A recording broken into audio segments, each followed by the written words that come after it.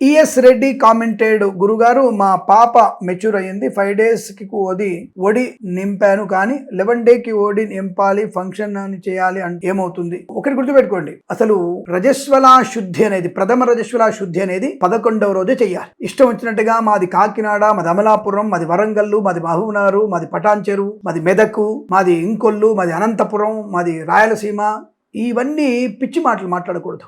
మాకు కుదరదు, మాకు చేయదు, స్కూల్లో అటెండెన్స్ దొరకదు, స్కూల్లో మనకు ఇబ్బంది. ఒరే, స్కూల్లో అటెండెన్స్ లేకపోతే పోని దరిద్రం, కానీ ఇక్కడ రోగం వస్తుంది, ఇక్కడ పిల్లకి ప్రమాదం వస్తుంది, అనేక అంటు సొంటు కలుగుతుంది, భూత ప్రేత పిశాచాలు పట్టుకుంటాయి. ఈ విషయాన్ని గమనించుకోండి. శాస్త్రాన్ని నమ్మి తావండి. అది నమ్మకుండా మీ ఇష్టం వచ్చినట్టుగా ఆడుకుంటే ప్రమాదాన్ని కలిగిస్తుంది. 11వ రోజు వరకు పిల్ల శరీరం చాలా ఇబ్బందిగా ఉంటుంది. ఏది తినకూడదు, అక్కడ ఏది దాటకూడదు, ఒళ్ళంతా కూడా ముళ్ళలాగా ఉంటుంది, శరీరంలో అనేక మార్పులు వస్తాయి, హార్మోన్స్ ఇన్బ్యాలెన్స్ అవుతుంది.